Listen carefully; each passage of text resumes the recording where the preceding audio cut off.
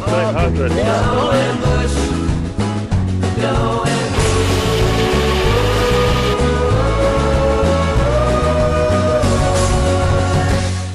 Hello everyone and welcome to Going Bush. Now, as ever, Andrew, on the program today we've got a whole heap of the issues facing the forest industry. That's right, Nick. Now, did you know that 2011 is the United Nations International Year of the Forests? And in tribute to that, we've got an action-packed show. Here's a look at what's coming up. It's the world's biggest inland invertebrate and it lives in Tasmania's tiny streams. See how we are protecting this prehistoric beast. We uncover some of the most beautiful timbers in the world to work with, plus check out all the free things you can do in State Forest. And of course, your chance to win tickets to Tasmania's Adventure Forests. Okay, so we find ourselves in the forests of northeast Tasmania, Nick, searching for the GFC. The GFC, Andrew, Yes. but not the type to excite football fans or financial boffins. We are looking for the largest freshwater crayfish anywhere on Earth.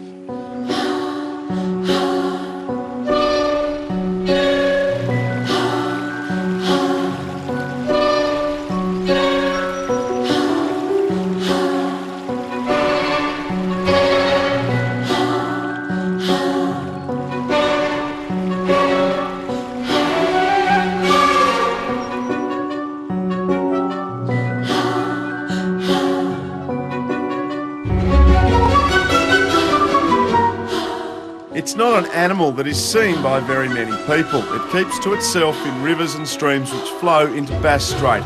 Preferring dark holes full of logs, the giant freshwater crayfish is slow growing, with the biggest animals living for over 70 years.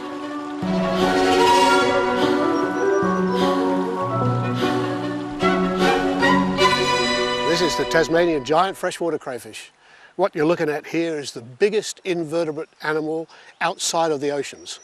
Okay, so you can go to streams and rivers anywhere in the world, or even on land anywhere in the world. You won't see an invertebrate animal any bigger than this one. Only found in Tasmania.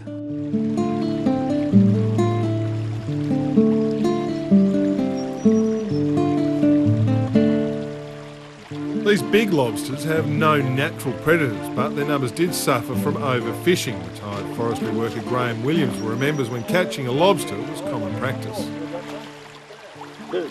Yeah, mile. Mile, is he? Got the boxing gloves on him, boy. Not bad. Yeah. Oh, not so much lobster fishing. We used to do normal fishing, probably on a Sunday, a picnic, and these fellas would come along and get hooked up in your line sometimes, you know. So he ended up doing a bit of both. Lobster fishing was completely banned in 2000, and now anyone found to be in possession of these animals face huge fines. I suppose what I've done is I've gone from being a bit of a fisherman for lobster every now and again to actually, my view has changed, I suppose, over the years when you know how vulnerable they are. Probably more thoughts given to how we can best look after them because it takes them such a long time. This fella's probably 50 odd years old or thereabouts, I'd say, so, you know, that's a long time to get to that stage. It's listed on the Tasmanian Threatened Species Protection Act as vulnerable, which means that it's at risk of moving into the endangered category if the things that are threatening it at the moment continue to threaten it. It's a very, very special animal that we should all be proud of, and so we need to be very careful in protecting its habitat.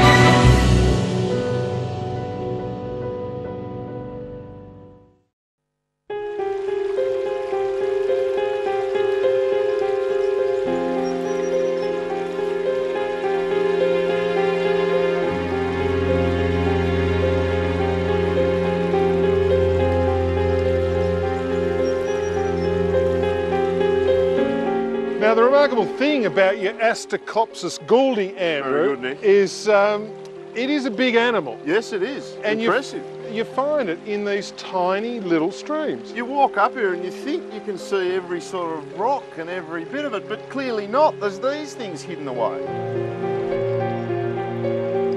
As access was gained to the rivers, the animals so easy to catch, people could just walk in and pick them up. And they pick up the big animals. A size limit was brought in, but the size limit is very close to the size at which they mature for reproduction. And so as the animals were caught, the reproductive population went lower and lower. Things were looking pretty grim for it. Until about 12 years ago, 1998, a ban on fishing was brought in. And since then, these numbers are starting to increase, and better still, these very large animals are starting to be seen more often. With its numbers back on the rise, it's important the species is protected. Forestry Tasmania is very aware of the giant freshwater crayfish and puts measures in place to protect its habitat before any sort of forestry is carried out. Well, like all threatened species, we have to protect them and protect their habitat. So what's important for this species is the stream habitat and identifying those characteristics that are likely to contain a potential animal. So we go out and identify the important characteristics and then protect them by applying prescriptions in place. Okay, this one looks pretty nice, Marie. Nice stream habitat. The water weed's good and very clear. What sort of prescription's been put on this stream? If I look at this map, I can see that there's a pine plantation just over there. So it looks like they've retained a patch of forest, a buffer strip along the edge of this stream. Looks pretty good.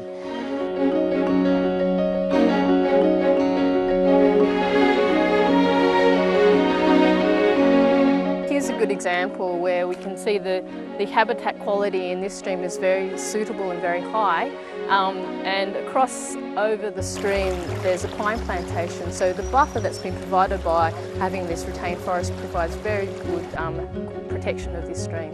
Protecting the giant freshwater crayfish is relatively simple. A 30-metre buffer zone either side of the river or stream is enough to protect the animal's environment around the state. But the freshwater crayfish is just one of the threatened species forestry planners need to take into account before allowing a harvesting operation.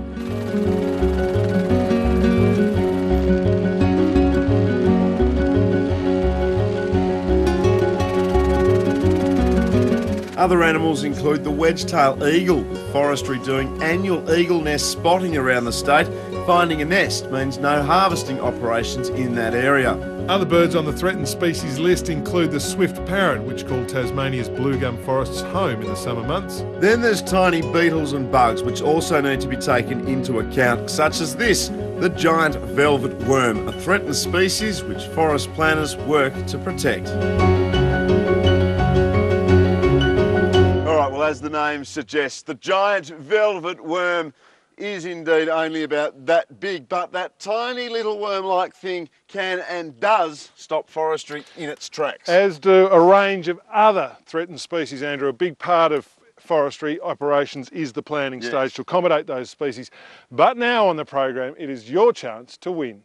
All right, throughout each episode of Going Bush, we're giving you the chance to experience Tasmania's newest forest experience, the Tahoon Airwalk Lodge. And at the end of the series, you could win a fantastic major prize thanks to Forestry Tasmania and innkeepers. Each week, one lucky winner will win a night's accommodation at the Airwalk Lodge for a family of 4, including free entry to experience the iconic Tahoon Airwalk. And at the end of the series, one lucky winner will win the ultimate Tasmanian adventure holiday, including family passes to all of Forestry Tasmania's adventure forest sites and accommodation at Innkeeper Properties, Quest Launceston, Tall Timbers and Quest Trinity House. All you need to do is write down this week's forest code word and enter via the FT website at www.forestrytas.com.au.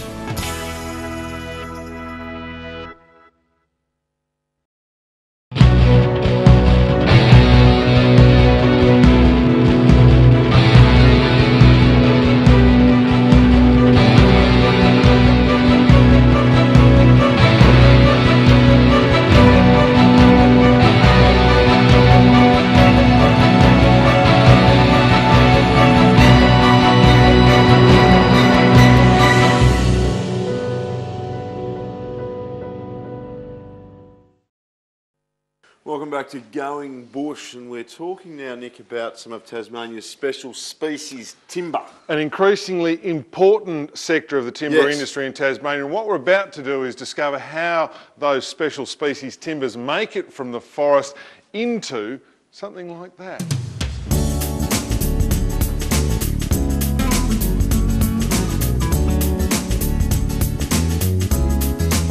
Special species timbers include hewn, kingbilly and celery top pine, myrtle, sassafras, blackwood and some of the eucalypt species found mainly in Tasmania's wetter forests.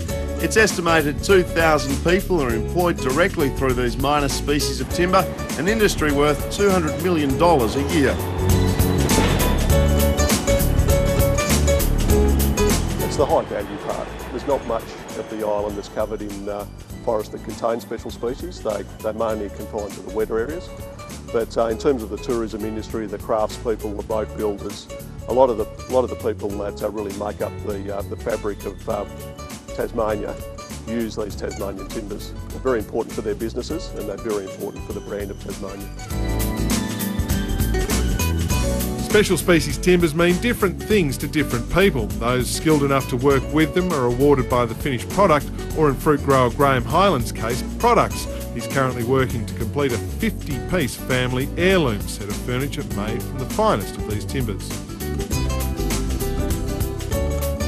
We have some of the finest minor species in the world, and I'm at the moment making all my pieces from Tasmanian timbers only. And there's just no limit to the variety of the figure, colour and brilliance and accessibility. So it's a very important thing for me to be able to continue to have access to those great timbers.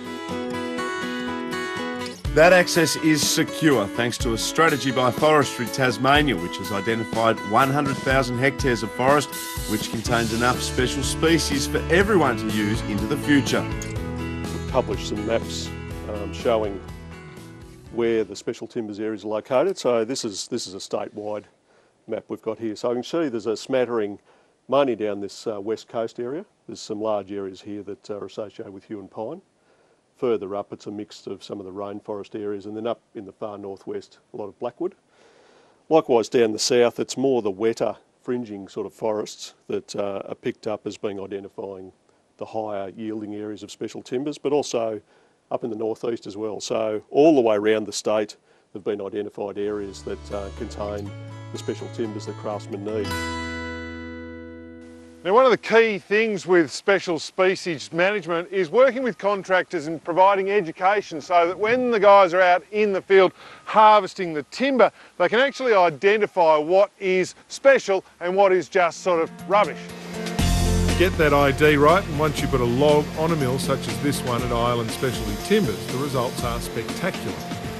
We just milled a black arch sassafras. That was a log that just come in only minutes before the crew arrived, and that one would just go into bark edge tabletop for a big dining table. And the thing is, with every log here, especially with sassafras, every board's different because of the shapes. You may have a borer hole here and there where the water's got in it and sent a different black on a different shape on your log. It's just, yeah, every log's different.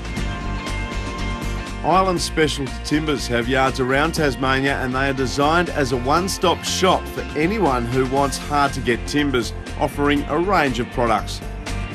We can supply logs to people, we can supply sawn timber as well as some finished timber. So it meets people at various stages of their production process and meets the needs of many of Tasmania's craftspeople.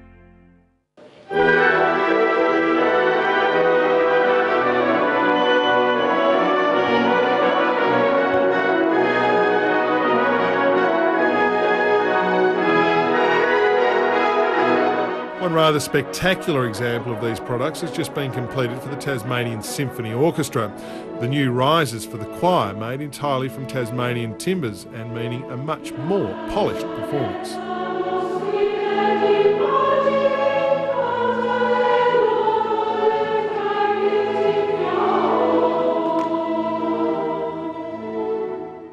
Oh yes, you have no idea how nice it is to know that you are actually where you are meant to be in the music, given that you can actually hear the other parts for the first time. You could always hear the people very close to you, but when you're in the middle, as I often am, and you've got another 30 people either side of you, you have no idea what the ends are doing. And to be able to hear everything and place yourself both vertically and horizontally, as it were, in the music is a wonderful thing, and it can only be an advantage.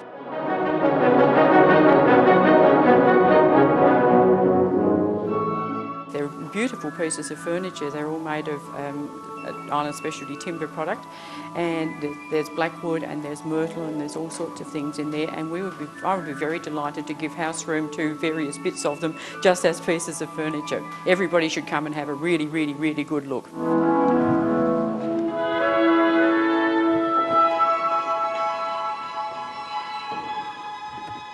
And for the highest quality logs that come from our forests, Nick, there's a bi-monthly tender process. But, Andrew, you don't have to buy a great big log. No. This is an interesting spot here where you can come in and actually buy nice little bits of timber by the kilo. The Tasmanian special timbers industry directly employs over 2,000 people and is worth some $200 million to the state's economy each year. Forestry Tasmania has put in place a strategy which will ensure access to the species for decades to come. And the best way to source your own is visit Island Specialty Timbers, which operates yards in Geeveston, Strawn and Smithton, selling directly to the public. Stick around. After the break, we check out the latest from Tasmania's adventure forests and 52 things you can do for free.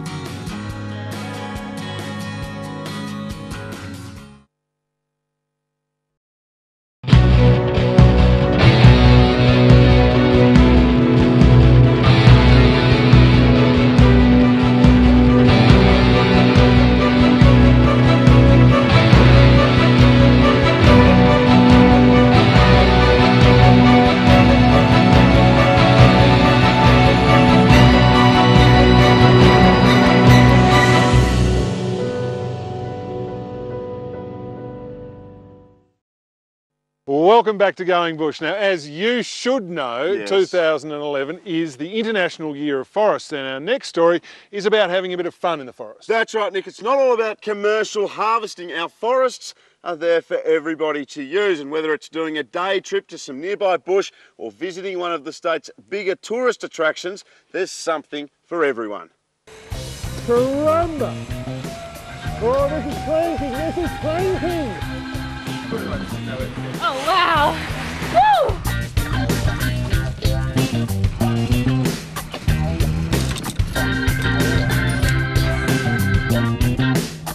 Forestry Tasmania is a big player in the state's tourism industry. Its attractions including the Tahoon Airwalk, Medina Adventure Hub, Hollybank Treetops Adventure and Tarkine Forest Adventures attract thousands of people each year.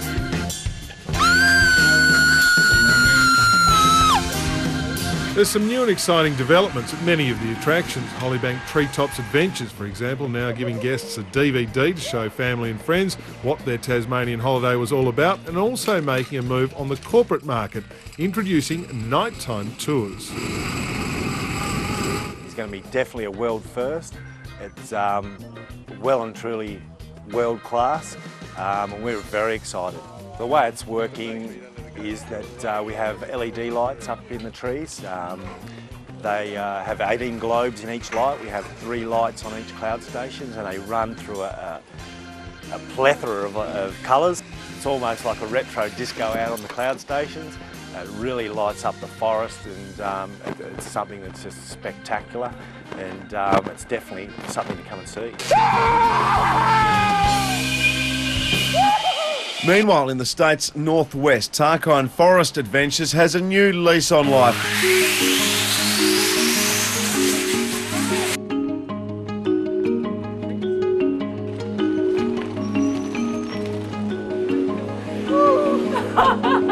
That's so much fun! Husband and wife team Michelle and Graham Gallagher have taken over, leaving their jobs on the Gold Coast to run the attraction. Currently we've got everything that used to be here, which is the slide obviously, trips down the maze, bike rides, guided tours. Shortly we'll be opening up the Devil Viewing Hut, we'll have that active. And we're going to open the restaurant here of an evening, so this will be a really nice place to come for dinner.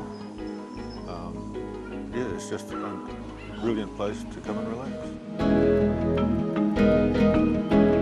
Another exciting development in the world of forestry tourism is directing all calls about Tasmania's adventure forest to one place. The Forest Heritage Centre in Geeveston is now the call centre, taking bookings and offering advice. It's also a great place to visit to learn about the way forestry in the state used to be. Forestry have redone all the posters in here, so there's a good knowledge and information here for the visitors on forestry and what they do.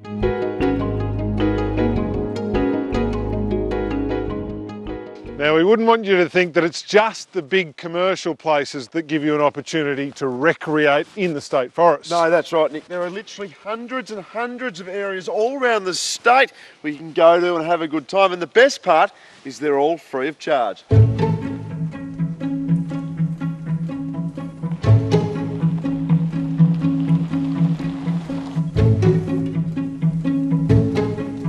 There are a heap of free sites that we manage as well, Forestry Tasmania, and the Forestry Tasmania website shows you down in the right-hand corner there, if you look, that there are 52 free sites around the state, so you can do sort of one a week and fit in a whole year of different experiences around the state, all of them free, sites like this. But as well as that's not counting a number of the walks and things like that through reserves. Free facilities include countless barbecue areas, public toilets and shelter huts, and lookouts, which make perfect venues for day trips, and most of them can be found on the Forestry Tasmania website. And remember, you can camp, take dogs, motorbikes and four-wheel drives into state forests, and it's free. It's part of the community obligation. It costs $9 million a year or more, and the idea is that we're managing the state forests for multiple uses, multiple use state forests. Not only the commercial gain, but the commercial gain, on the other hand, is the sort of thing that helps pay for facilities like this. Forestry Tasmania operates solely or with joint venture partners. Attractions around the state including Hollybank Treetops Adventure, Tahoon Airwalk, Eagles Eyrie at Medina and Tarkine Forest Adventures. Forestry also maintains hundreds of day use and camping areas around the state for anyone to use. Access is free of charge and more information can be found on the website. So plenty of attractions out there in the state forest, and feel free to go and enjoy them. The only word of warning is, Andrew, if you're using forestry roads, just remember you could be sharing with some pretty heavy machinery. The odd big truck. That is all we've got time for on this episode of Going Bush. A big thank you to those people who sent in their story ideas this year. Here's a look at what we've got coming up next week. LiDAR, an amazing new technology that's changing the way we look at the world. A step back in time and some of the bushcraft of yesteryear and the growing role of planting trees on farms. That's next time on Going Bush.